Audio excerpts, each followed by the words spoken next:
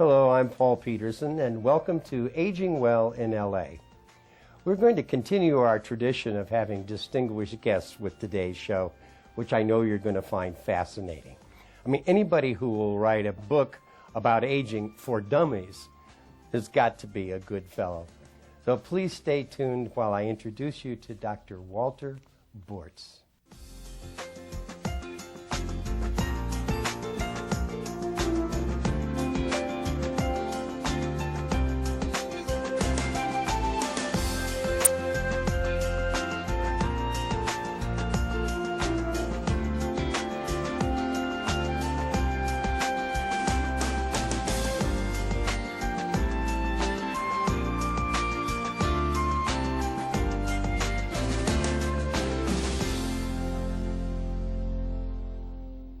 Welcome back to Aging Well in LA.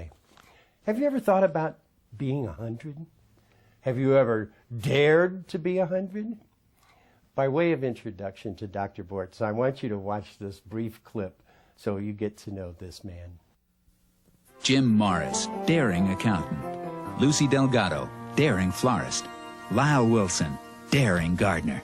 Do people really live to be 100? The daring do. I'm Dr. Walter Bortz. Join me, and I'll show you how to live longer and better, no matter what your age. Jackie Farmer, daring future Texas governor. It's not a TV program. It's a health program for the rest of your life.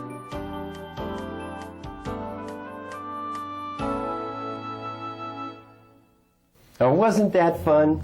Dr. Bortz, welcome to Aging Well in LA. It's such a pleasure to have you. Well, I'm thrilled to be in L.A. Well, thank you. You've made time for us. We've caught you between airport runs. You have lived a very full life, and as even a young boy, became interested in these health issues. Can you tell us how seniors became such an important facet of your medical career? Thanks. I am an only child of older parents. My folks were in their mid-30s, and I grew up in their little down Philadelphia townhouse where my dad was a primary doctor. Wow. And Father had a precocious interest in aging. Now it's obvious because there's a big cohort out there. But when he was growing up, there weren't so many old people. But Dad, very interestingly, took it on as a life. So he went to Harvard and graduated and was president of the AMA and had a very important interest in aging. So I grew up as his little boy. I was at his elbow. Yeah. And I think he knew Ethel Percy Andrus of the AARP. Wow. Father was involved with the first White House conference on aging in the 50s. So I was just learning on all of this. I then moved to California in 1970 with my wife and 4 kids.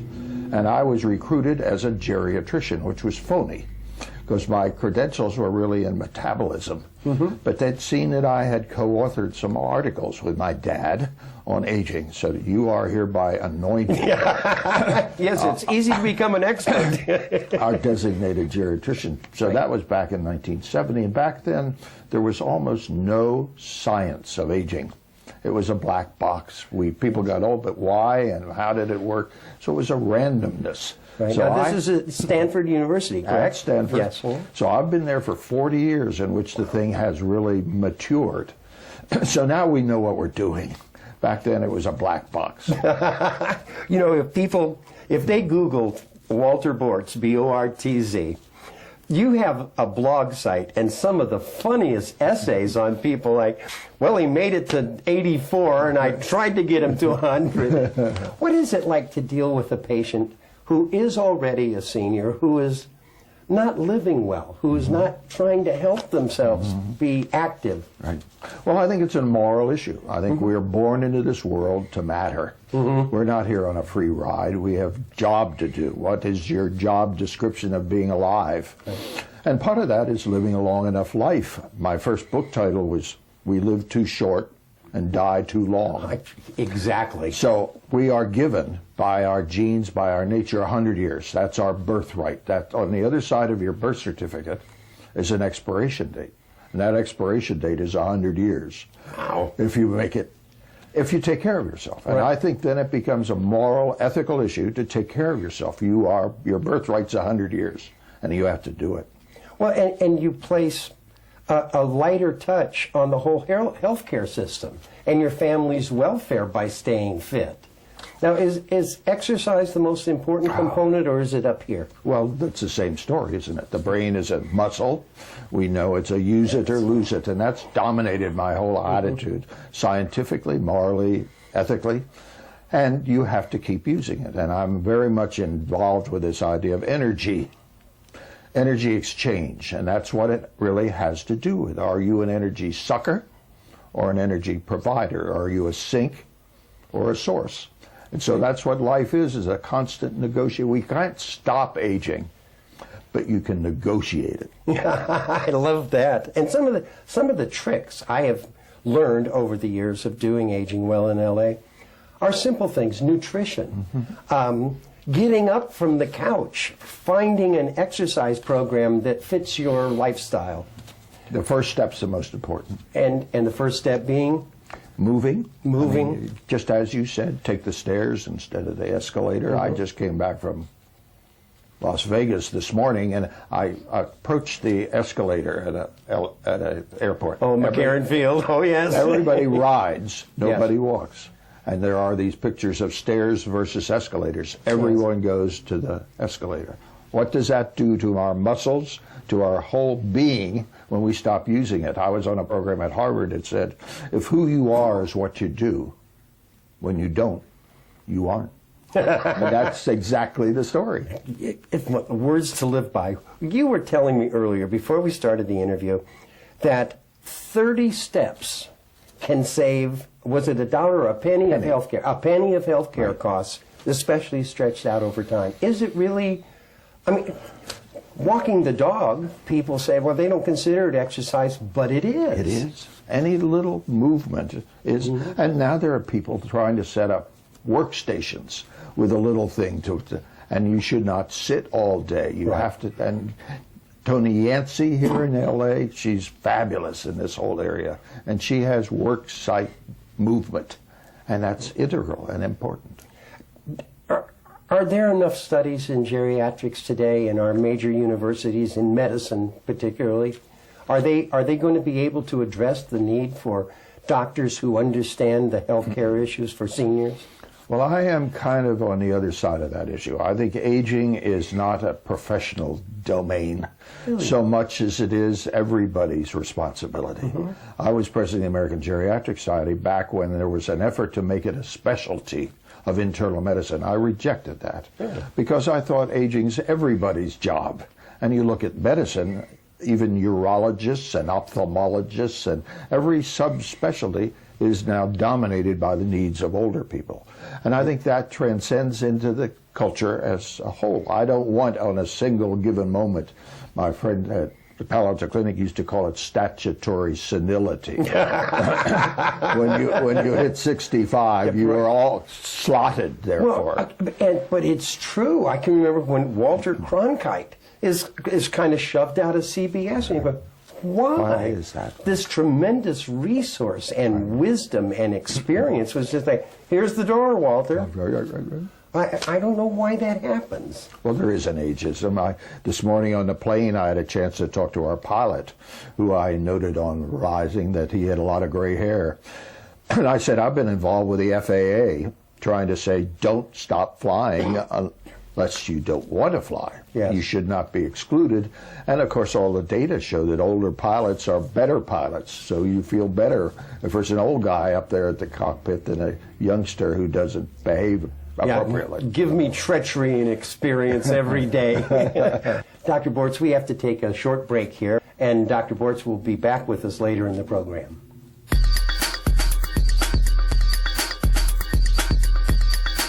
Falls can occur anywhere to anyone. As people get older, there are changes that contribute to a person being more likely to fall.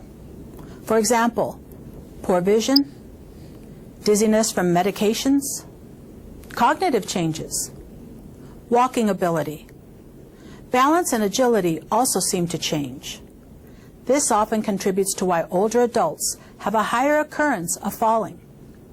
In fact, 1 in 3 people over the age of 65 experience falls resulting in injuries from broken bones, bruising, and head injuries, which can cause hospitalization and even death. Falls cause an immediate and often long-range change to a person's mobility, independence, and self-confidence, which often triggers a downward spiral of health issues. Exercising your muscles and legs can reduce the risk of falling. Many senior centers, parks and recreation centers, and other community organizations are great places to learn and do exercises, which you can later do at home as well. When a person stops being active, it impacts their strength, balance, and their ability to walk. Lack of exercise certainly makes it harder for people to recover from a fall. So what can a family caregiver do? Simple changes to the environment can reduce the risks of falls. So remove possible trip hazards like throw rugs, clutter, and other small objects on the floor. And be cautious of where small pets are. Provide ample lighting. Install handrails to hold on to. Move frequently used items to easy-to-reach locations to avoid using step stools. In the bathroom, install grab bars. Use non-slip pads in the bathtub or shower. Use shower chairs. Outdoors, you want to be aware of cracks and buckled cement. And use a cane if you need to. Don't be embarrassed to use a cane for support. It beats the heck out of taking a dangerous fall. Use or install handrails near the steps.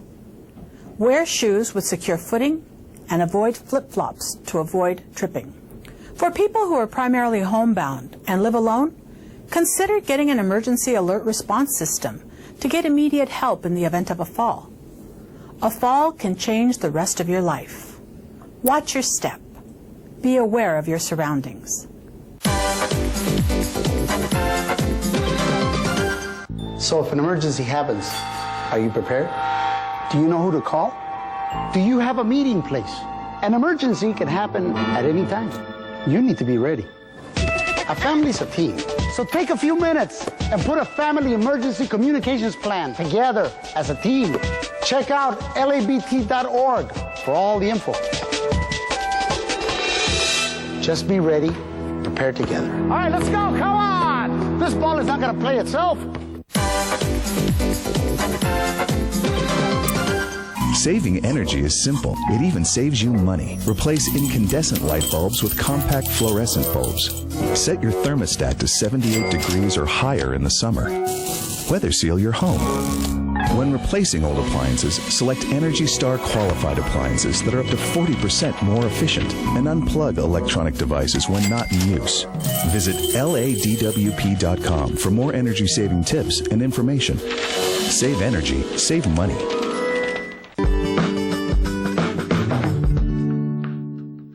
A couple of weeks ago, I was talking to a group of seniors, and we were musing about various touchy topics, those things that are really hard to bring up with another person and hard to have a good, meaningful conversation about. And one gentleman brought up a current issue for him, which was about the keys, the car keys. And the problem wasn't how complicated they are and whether or not the beeper was working. The problem was how was he going to talk to his wife about whether or not she should be driving. What he talked about here and shared was that recently he had been in the car with her in the passenger seat, and on a right turn she had driven over the curb. And he also had noticed some scrapes and bumps in the car, and a few months ago had mentioned that to her, and she laughed it off and just said, oh, you know, the shopping cart ran into me in the parking lot. But as this transpired, not being able to talk to her about it, he was becoming increasingly frightened, and actually shared that when she goes out of the house and is driving by herself, that he feels somewhat panicked that he's going to get that dreaded phone call. So I'm imagining, since we all are here living in Los Angeles, that the issue of driving and what we do, how long we keep our keys and how long we don't, is a very familiar one. Perhaps you've wondered yourself if you should keep driving. Maybe you have adult children who are concerned about this, or as in this case, a spouse. So the first question here, before we can address the keys, is how do we move into a caring, open, honest conversation about driving and about the fear that's triggered because we're afraid that something bad is going to happen.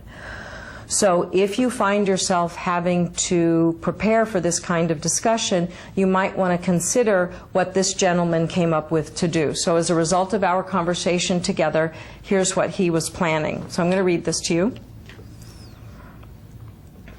This is him talking to his wife. Sweetheart, I'm really struggling with something, and it's a sensitive topic, and I need your help. Are you willing to help me with this? I've noticed some little dings in the car lately, and the other day you kind of ran over the curb. It was a small one. I don't care about the dings in the car, but I got to tell you, I'm really starting to get scared. Every time you drive out of the house by yourself, I'm now almost in a panic, waiting for the phone to ring, jumping when the phone rings, afraid that somebody's going to be calling to tell me that I need to come down to the emergency room to see you, and I don't want that to happen. I know this is hard. The whole issue of losing our independence is hard, and that's something we don't have to face yet. But we've been through a lot together, and I really believe that if we can find a way to address this issue together, that we can come up with a creative solution. So are you game to help me with this? Now, that was the script that he left with, basically that. And as I understand it, he did have that conversation, probably not exactly like that, but what he said was that his wife is still driving, but they're talking about it. He's driving her more. She isn't driving on the freeway anymore, actually, until they get it worked out. And they've started to do research about how to get rides and how to get around and how to work on this. So two things are really important here. One is that they're addressing a very serious issue, which is how long should she be driving and is it safe?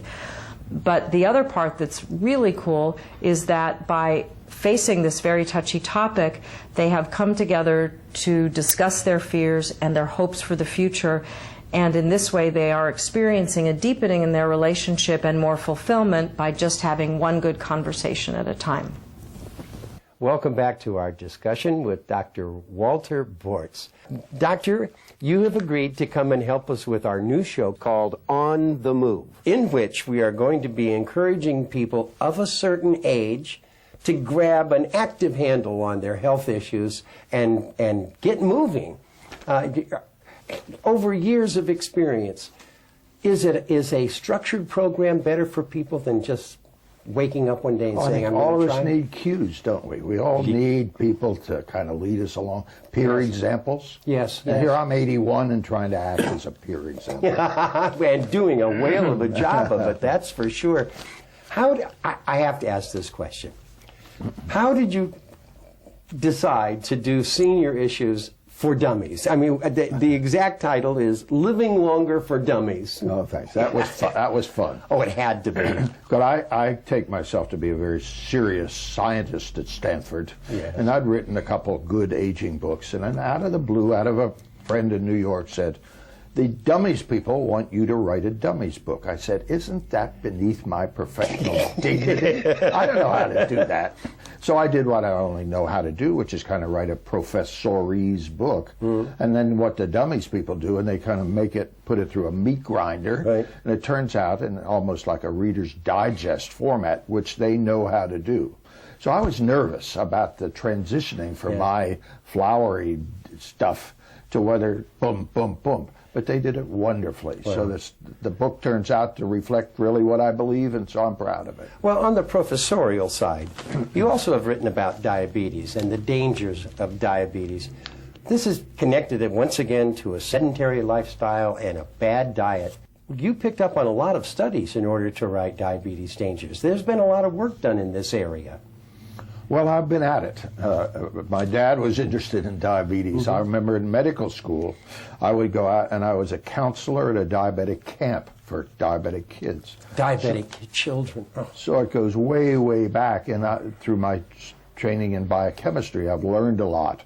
And now I've had thousands of patients with diabetes. And like these other lessons that we've talked about, it's not about having diabetes so much as not getting it in the first place.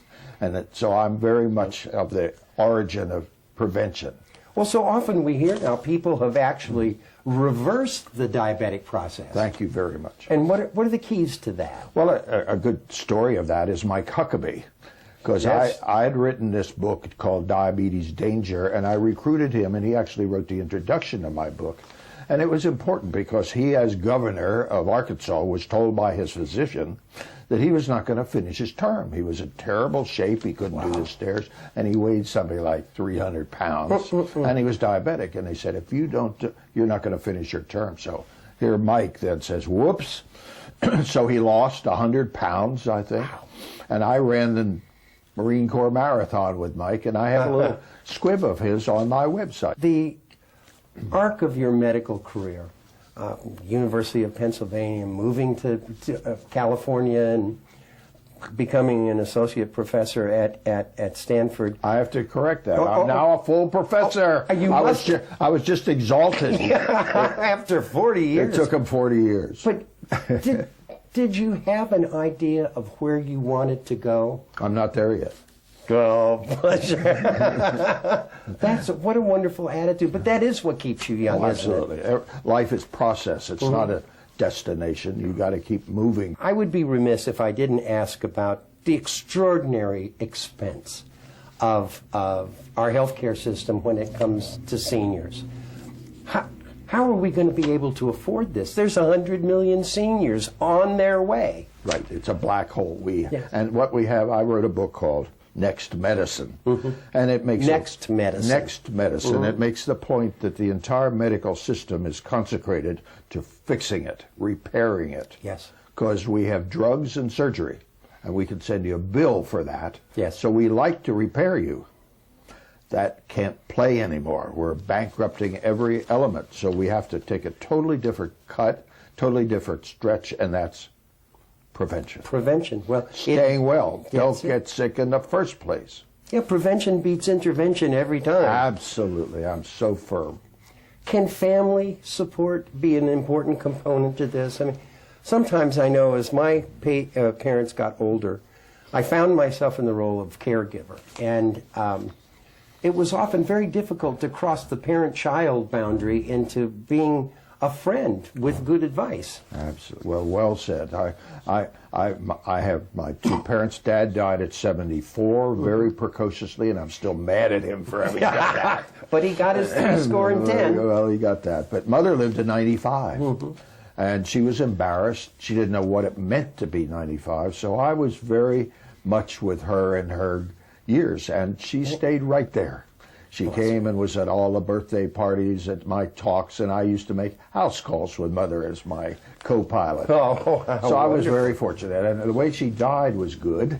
I was giving a talk at the senior center, and I said, really, I appreciate being here, but I really came here to sing. So, Dr. Bortz, we didn't come here to hear you sing. I said, I want you to help me sing Happy Birthday to my mother for her 95th birthday. Wow. So we all sang Happy Birthday, Mrs. Bortz, and she loved it. And she was grinning, and I said, okay, Mom, I'll see you tomorrow. Take you out on a call. Got home, and the phone was ringing, and the paramedics had just taken Mom to the emergency room, having just dropped dead. Wow. And I said, how'd it go, Ma? Yeah. You can't do no better than Quick that. and clean. My definition of a good death is no pain, no tubes, and no loneliness. Yes. So Mom did that exactly And right. interesting you mentioned music. I have found, having 5 senior ladies that have recently passed, music was a constant for all 5 of them. They loved the tunes from the 20s and the 30s. Right. And, well, I've been musically oriented all my life. I went to the Philadelphia Orchestra religiously as a little boy. Yes. And it's a famous story now of conductors live a long time. Now, why do they?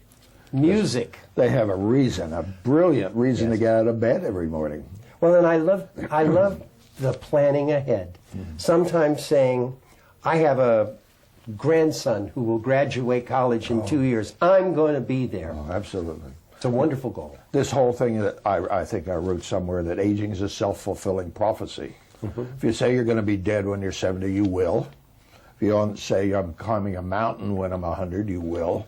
Because you have to set it out there. Right. Well, I like Mickey Mantle's description when he said, if I knew I was going to be this old, I would have taken better care of myself. You know, I hardly know what to call you.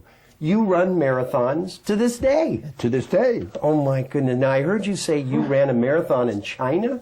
I tried to run a marathon in China. I started in Tiananmen Square with Mao looking right down on me. And I got out there, and I got halfway, and there were these crowd out there, no, no, no, no.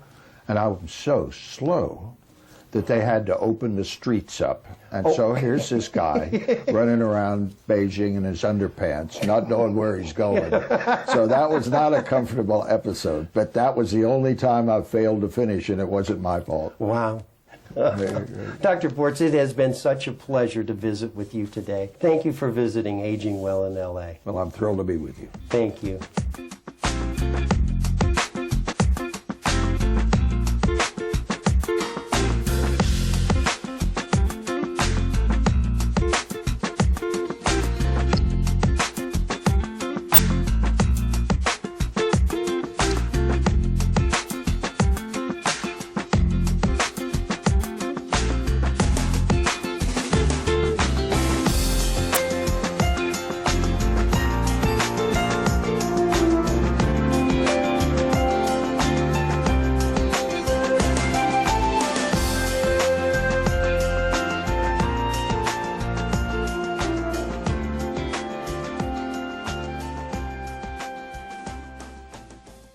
We're taking it to the streets of Los Angeles for a whole new take on fitness and active lifestyles.